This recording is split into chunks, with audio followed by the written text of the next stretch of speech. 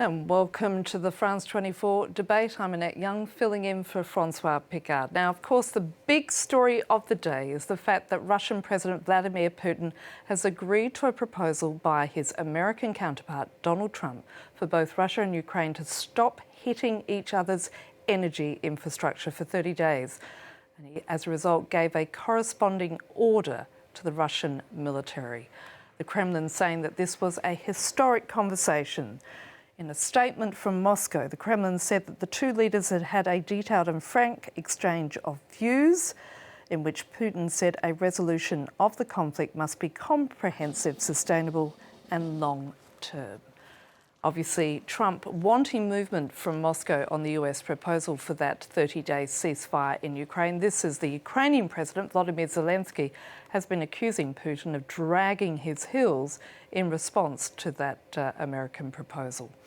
Joining me for this discussion on what next for Ukraine is General Dominique Tricon. Good evening, Ellen. Good evening. Former head of the French UN military mission. Also with me in the studio is Lila Jacinto, senior editor at France24.com.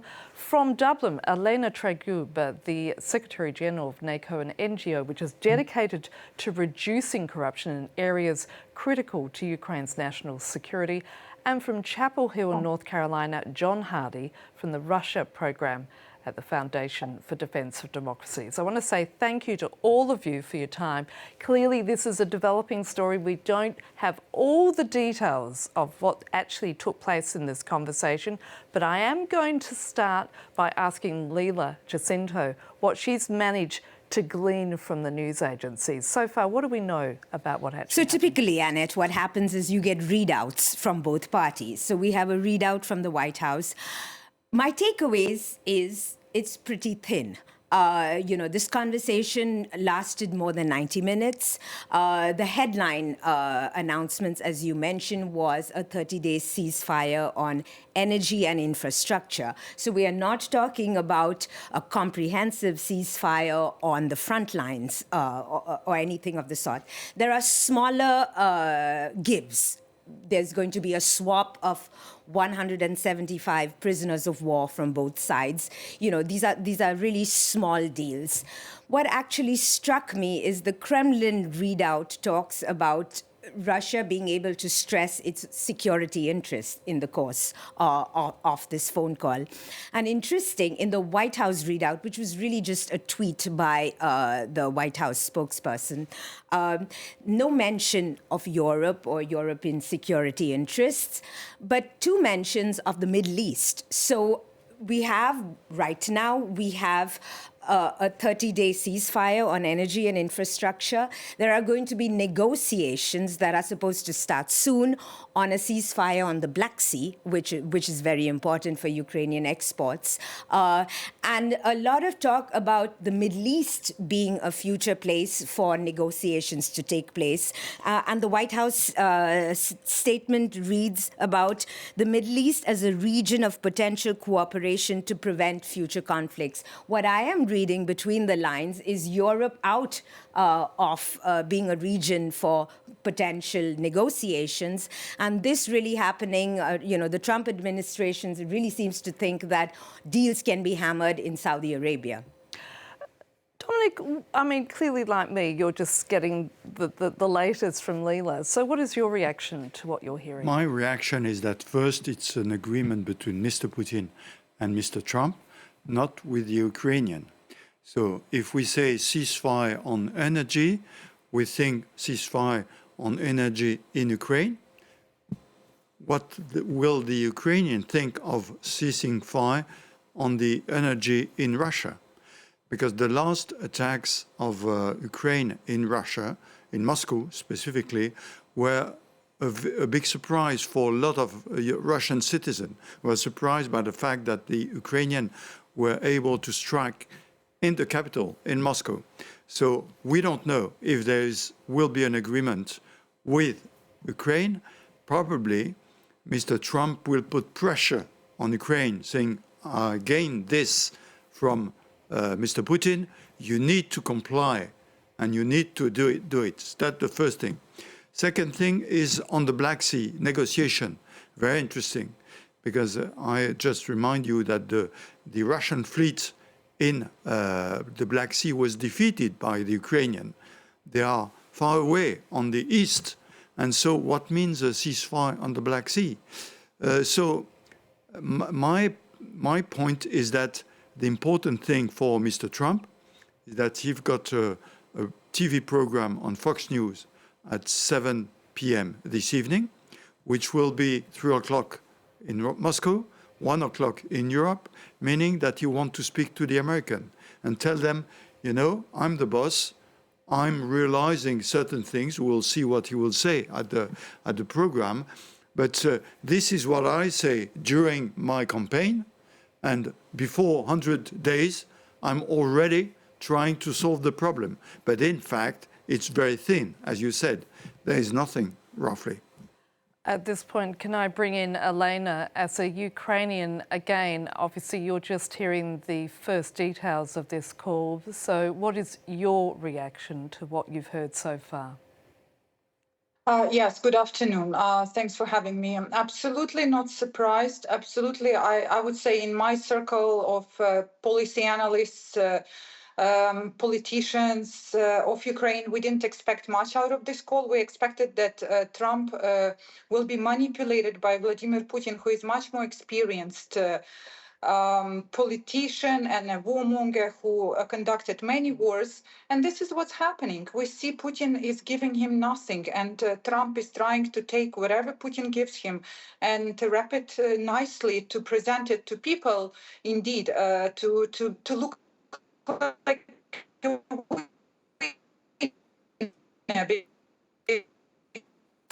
because as we Elena, it seems that we're having problems there. While we reconnect with you, let me switch across to John Hardy from Chapel Hill in North Carolina. John, what are your takeaways from this conversation? Well, thanks for having me on the show. I think that this is a very small initial step. We'll have to see where it goes from here. I think from the readout and from Putin's previous comments, it's clear he's trying to tie a comprehensive ceasefire, meaning not just a halt on strikes on energy infrastructure, but a halt on shooting on the ground. He wants to tie that to a cessation of Western military support for Ukraine, a halt to Ukrainian mobilization. And I think he'd probably like to tie that ceasefire agreement to an understanding on the broader framework principles for a final peace agreement. So I think key terms for the Russians would be things like precluding Western troops from being in Ukraine, locking in Ukrainian neutrality, many of the demands we've heard Putin make. What's important to note is that some of those demands, such as preventing Western troops from being in Ukraine, would preclude Western security guarantees, such as the so-called reassurance force that the British and French are discussing for a post-war security guarantee for Ukraine. So it's very, very important that before Trump agrees to anything further with Putin, he coordinates closely with Kyiv and with European allies to make sure we have a unified vision for what that final deal might look like, which will, of course, inform negotiations for a ceasefire. Leila, you have Donald Trump, whose approach to solving global conflicts has all the hallmarks of seeking a real estate deal. But the key question is, who has the cards in this particular round of negotiations? The cards, where is the ball? We always have sports metaphors here, don't we? Well, frankly, Annette, I don't think either Russia or Ukraine primarily want this. As you said, this is, Trump pushing a ceasefire. He pushed for a Gaza ceasefire. The man who negotiated the ceasefire is a real estate person, and the ceasefire that he negotiated in Gaza today is unraveling. So this is a warning statement on these hasty ceasefires that Trump seems to want. In terms of who has the cards, Look, Ukraine has strengths, as you alluded to, but the strengths that Ukraine has displayed in the past 3 years, which is an ability to resist in a very asymmetrical power, the ability to resist with lower troop levels, with relatively cheap and inexpensive technology. Those are not the strengths that are being looked at right now, because right now what is happening, as you rightly said, are the two great powers are deciding Ukraine's fate. Does Russia have all the cards? Putin is an old hand at these negotiations. He's the former spy chief. He's used to these kind of negotiations. If you use a sports metaphor, he's a chess player. But the one thing that Putin doesn't have this time is patience from Trump. I mean, Trump could well get impatient, but that does not seem likely, because since he's taken office in January 20th, what has been remarkable is the movement that Washington has made in its decades-long foreign policy. So Trump appears to be, a real sop to Putin. And so if you ask me who has the cards, I would actually say that Russia seems to have the cards, aided by Trump, who is dismantling European security guarantees. Dominic, the New York Times today talked about Trump and Putin having their so-called Yalta movement, and a history lesson for all of us viewers. That, of course, is referring to when Churchill, Stalin and Roosevelt met in 1945 to effectively carve up the continent, leading to the Cold War.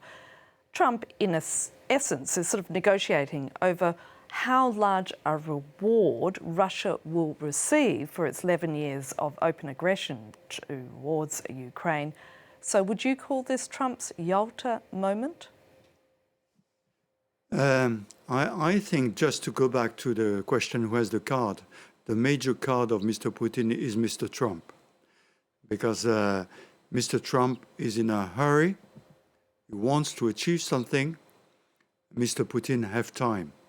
You know that on the ground, the Ukrainians are in a bad position, even if they are not defeated. They are not able to reconquer the ground taken by Russia. And going back to Yalta and to this discussion, I think, Putin is currently trying to change the border between Ukraine and Russia. If you look at the map of the 19th and 20th century, if we start by changing this border, why don't we change the border between Ukraine and Poland, between Poland and Germany, Kaliningrad? If we put all that on the table, it will be a shamble. So I think that the problem is that for Mr. Trump, this is not important. The importance is to make a deal on raw material, on land, but the border, the people are not important. And he wants to go out from Ukraine as soon as possible, because his problem is not really there. Is US, of course, confrontation with China, and the fact that Ukraine is just a small thing for him. And so I think that he don't want to change really the maps. He just want to go quickly to a deal in order to do something else. Elena, I think we've got you back with us from Dublin. I want to ask you, will the lessons of Minsk be learnt? Well, obviously not by Trump. The ones who learned Minsk lessons are Ukrainians and European leaders to some extent. But Trump, he was never really part of that process to understand that Putin basically, it's very dangerous to negotiate with Putin, because he will end up losing more than gaining. And Trump put himself in a weak position already in these negotiations when he gave to Russia too much.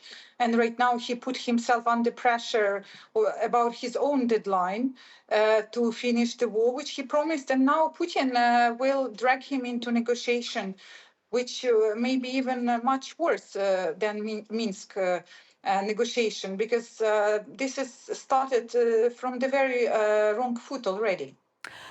John, should we trust Vladimir Putin in all of this? Well, certainly not. I mean, Putin has violated just about every agreement he's signed on to. And I think we can rest assured that whatever deal might emerge from these negotiations, it's unlikely to satiate Putin's appetite. I mean, for one thing, his goal is not just to grab a little more territory, it's to make Ukraine a vassal state and to revise the broader European security order. Thankfully, he's failed to achieve those goals through military means, and Ukraine certainly isn't going to accede to them unless left with no other choice but to do so. So I think the obvious conclusion is that whatever deal emerges will be sort of inconclusive, and absent really ironclad security guarantees from the West, Vladimir Putin may well invade again to try to get the job done. And so that really puts the onus on Western countries to devise these security guarantees and to put in place plans not only to increase their own defense spending, but also to ensure Ukraine has all the equipment, munitions, intelligence it needs after this war ends to ensure its security. Dominic, as well as the absence of Ukraine at the table at this point in time, is also the absence of Europe. Where does this leave Europe as such? I think that Mr. Trump is not interested in Europe. Mr. Putin either. Europe doesn't exist for them. They try to discuss with each country separately. And the fact that after the war, Europeans suddenly say war is possible in Europe, and after the reaction of Mr. Trump, a lot of European countries are saying, well, we've got a problem. We were relying on the US to protect us. Is no longer the case.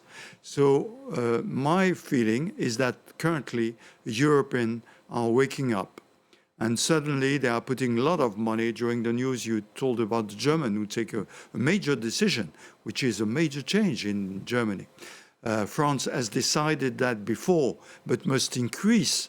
And so I think that clearly Europeans are now putting their mouth where the money, they put the money where the mouth is.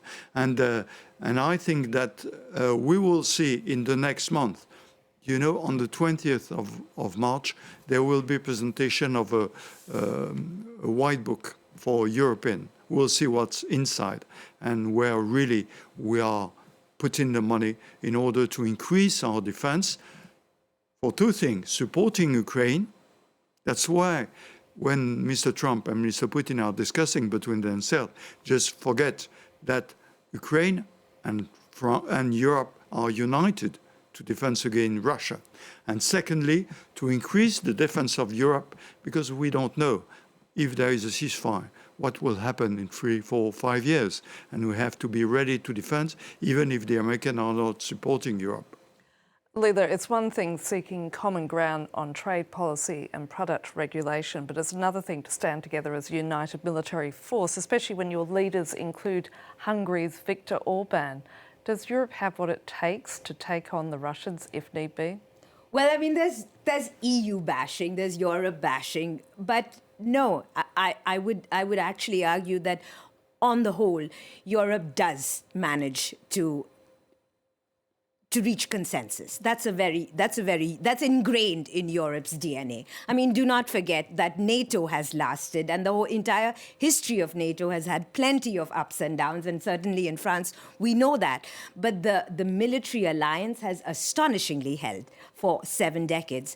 So, I mean, what I foresee in terms of European unity is more of what UK Prime Minister Keir Starmer calls as a sort of a coalition of the willing, where, you know, different member countries, will have different levels of commitments. And what we are seeing now is the UK, after Brexit, really falling in line with the EU. This is a positive strain. Of course, there are far-right pressures on the EU. But, you know, when it comes to actually defense strategy, you know, I mean, it's for me, it's all very well to put your money where your mouth is. And right now, there's a lot of percentage speaking, 2% of GDP, 2.5% of GDP. But ultimately, security and defense, and you as a military man should know that. But, what I have seen on the ground is it's not just how much money, it's also how the money is spent. So certainly we have big technology pieces, nuclear deterrence, long-range missiles. But then we also have morale. When we are looking at security, we also have asymmetrical warfare, and Ukraine has shown all this. And when it actually comes to, Europe can put its budget, and that's very, very preliminary. Really, we should have been at this, talking about this years earlier, but then there's capacity.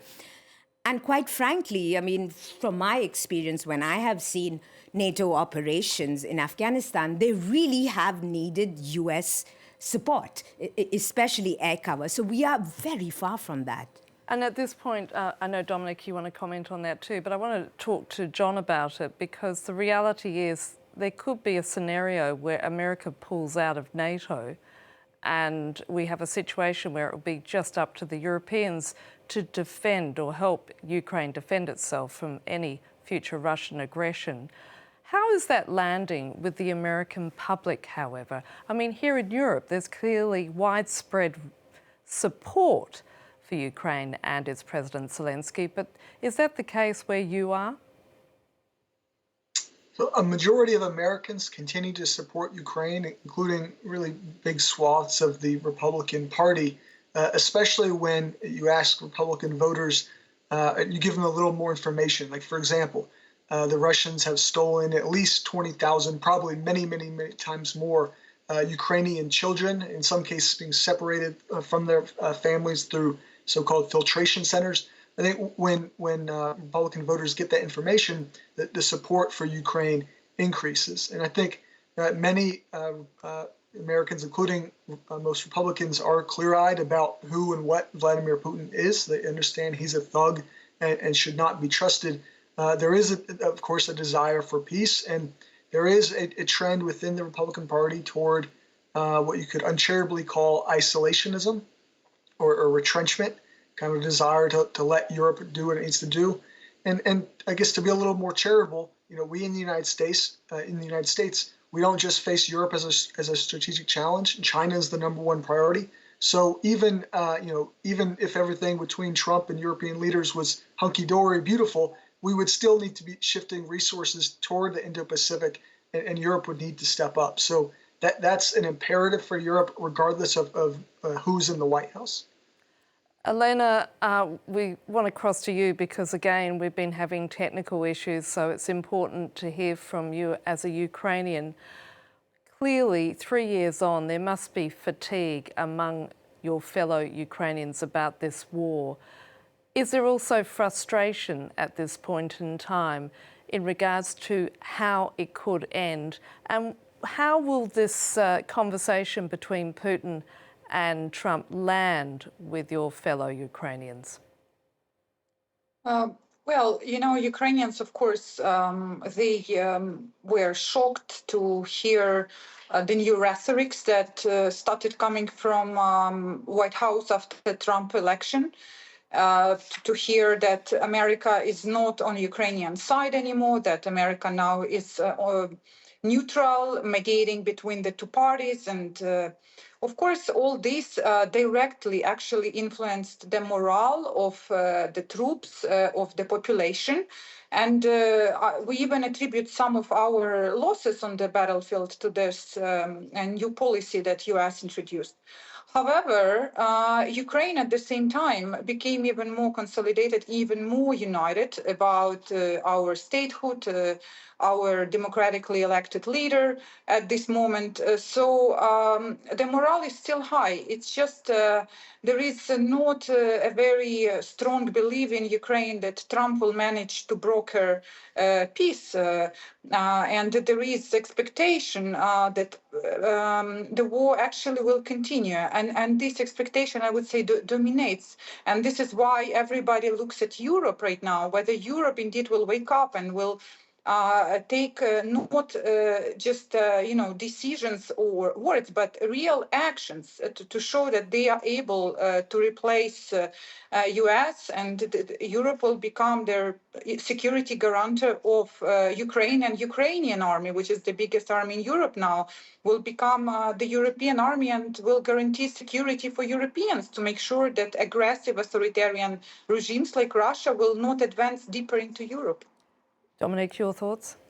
Yes, we should remember that after 3 years of war, the Russian army hasn't defeated the Ukrainian army. So if you put together Europe and Ukraine, of course, they are very powerful. Going back to NATO, certainly air cover is probably the hole in European defense. So currently, Europe is not ready today, but probably will be more ready tomorrow or the day after. And we have to work on that because the way of winning war for the American is already air cover first, then land army. The Russians are very bad in the air cover. Remember that they are not putting aircraft in Ukraine, because they know that they will be destroyed. So they are firing from Russia. So this is the weakness of Russia. So if you study everything, you say that Ukraine plus Europe are not so weak in face of Russia, but we have to improve our capacity, certainly, and in air cover, certainly. Leila, surely today's conversation gives us a slight crack of daylight, if you like, in this whole sort of mess that is the Ukraine war. I mean, could this ceasefire actually work out, given how much is actually riding on it? Or is it merely going to be a pause for both sides, as you say, to take advantage of some downtime and replenish their armaments? I mean, if you're looking for daylight from me, I ain't giving it. No, I mean, this is not a ceasefire at all. And I don't think any of the two sides are going to be happy with this. But I mean, a couple of things. Well, one is the narrative. What the general seems to be talking about is also when it comes to war and when it comes to morale, there's propaganda and there's the narrative. And for sure, the narrative seems to have changed, where Ukraine is losing, and this unnecessary war goes on. This is a pattern that you see whenever the U.S. actually does not win its military engagements and wants to pull out. We saw this in Afghanistan. You start the narrative of defeat. So at some point, we, the storytellers, should also get the narrative right. In terms of Europe relying on the U.S., that was very much a part of the post-war defense strategy. The U.S. wanted it like that as much as the Europe wanted like that. So there are freeloaders, but there's also the superpower that agreed to this arrangement. But I have to say, following this phone call, because entering into this phone call, Ukraine was actually in a better position, because if you roll back a bit, if you roll back to last month's disastrous White House meeting with Zelensky and Trump, where Trump and Vice President Vance basically berated Zelensky for trying to warn them about Russia and Putin being an unreliable negotiator. And whereupon, when the US and Ukraine came to a 30-day ceasefire agreement, Putin proceeded to act exactly as Zelensky warned he would, which is, appearing to say yes to the ceasefire arrangement and then putting all sorts of terms that are more end-of-term discussions in preliminary arrangements. So all this while, Zelensky could say, Macron and the other European leaders could warn about, Putin not being ready to accept peace. What Trump has given Putin right now is the ability to say, I have considered what you have, what you have proposed, and now where does the ball go? In this negotiating game, it seems like if the ball is in someone else's court, you are on a stronger side. So Putin has now sort of put the ball on the other court, and we're in very uncharted waters here. Indeed. John, I want to ask you, within Russia, Putin has to face his ultra-nationalist base. What are they saying about these talks? Well, there are certainly factions within Russia that would not be happy with a peace short of total victory. But I don't think too much should be made of their influence. Ultimately, Putin is, it's a personalist authoritarian regime. Putin is that person, and what he says is going to go. And the Kremlin is very adept at dealing with any sorts of troublemakers within Russia. You just have to look at the way they've done that in the past with certain opposition leaders, including from this sort of patriotic nationalist side, people like Igor Girkin. So I don't think the Russians will have too much trouble with that. Elena, in terms of the Ukrainian military, they too must be suffering from fatigue. We have yet to hear from Zelensky and his response to today's phone conversation. With this in mind, do the Ukrainians have what it takes to continue fighting, even if there is this 30-day pause? Yes, absolutely. Ukraine has left mobilization potential.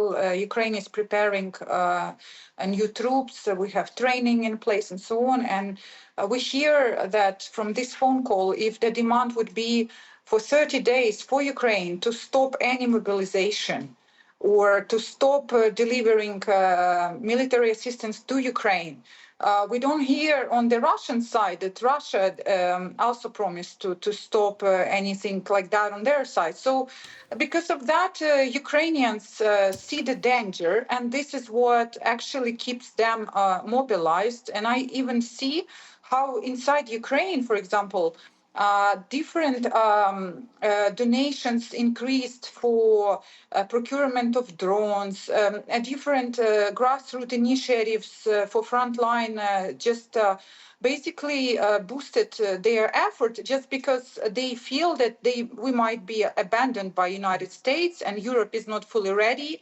now, and therefore there is more and more commitment in Ukraine to rely on our internal forces and to seek whatever forces we have left from inside. Dominic, what is the capability of Russia's military at this point? You just said earlier, of course, they don't rely on air cover because the Ukrainians are ferocious with their defence using drones and so on. But where do things stand in terms of Russia's military capacity? It's interesting to look at what's happening on the ground.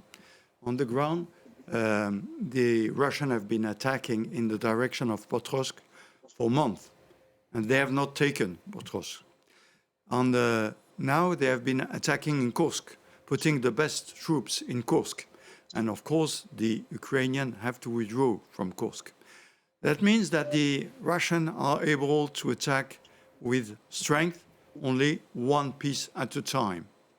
So it's not a major victory. I mean, it's, Russia is always talking about the big Russia, the huge army and all that. So I think that they are able to continue to advance, to strike. They are not able to go very fast. And if there is a ceasefire, then they will have to rebuild their forces with soldiers, with equipment. They've lost 5,000 tanks and different engines. They have lost probably 600,000 soldiers. I'm talking about killed and wounded.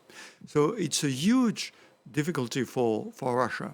So I think that currently they are able to continue the war slowly, but losing a lot of soldiers, a lot of equipment, and they have only, if they have time, to increase their power. So that's why in NATO country we think that we have 4 to 5 years before a new Russia with a new army ability to fight against our army. And at this point, we understand that President Macron has something to say in regards to a response from Volodymyr Zelensky and what he has to say about today's talk. Let's take a listen. Grâce au travail Thanks to our work with the United Kingdom and Germany, I think we have productively convinced President Zelensky to have the courage to work towards a peace initiative with President Trump by accepting a 30-day ceasefire. And that being President Macron speaking there on behalf of Vladimir Zelensky. Clearly he's had a chat to the Ukrainian leader.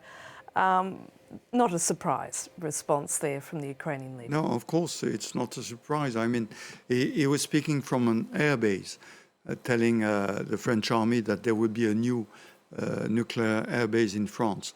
So that's part of the increasing of the military in France, working closely today in London, today or tomorrow, I don't know. There is a meeting about planning officers, and the planning officers are putting together what will we do to help Ukrainian. Being in Ukraine, outside Ukraine, behind the forces, they are planning all that. And so that's something to show. Everybody's saying Europe is not there. They are showing that we are doing something. What Mr. Trump is achieving with this ceasefire is nothing. Leila, all eyes will clearly be on Donald Trump when he goes on Fox News later this evening. And some of us will be sleeping. True. On that side of the Atlantic, obviously.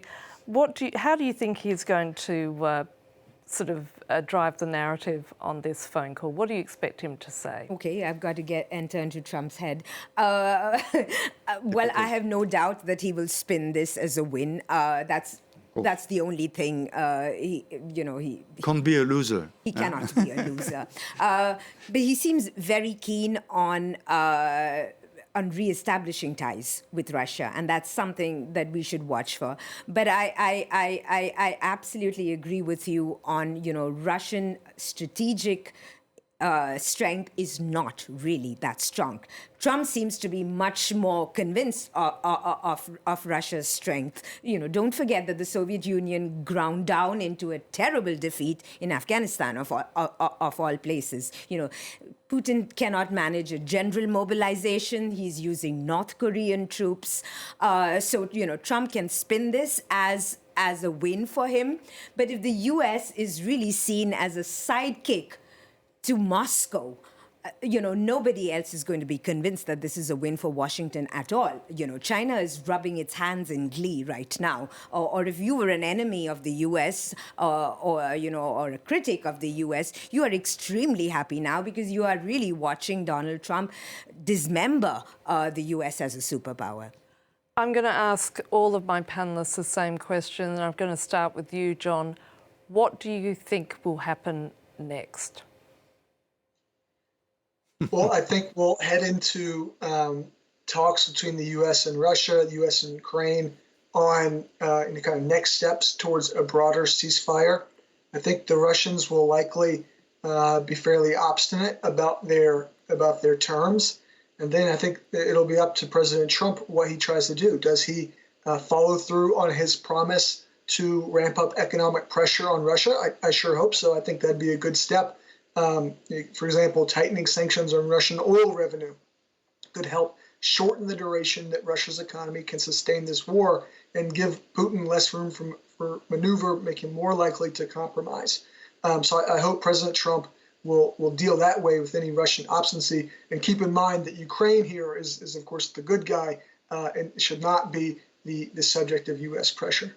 Elena, your thoughts? Well, my hope is that this whole process and the way Putin is treating Trump will anger Trump, and Trump will finally use some leverage and some pressure on Russia, which he did not yet fully do before, because this ceasefire, it's not real. We hear now that in Ukraine there are missiles launched from Russia against our civilian infrastructure, not energy, but just our civilian buildings, and all this just shows that probably Putin does not respect Trump that much. And even if you saw how Putin was speaking about Trump prior to this call to his own Russian audience, I hope that Trump will definitely lose patience. I just hope for that. Dominic, your thoughts?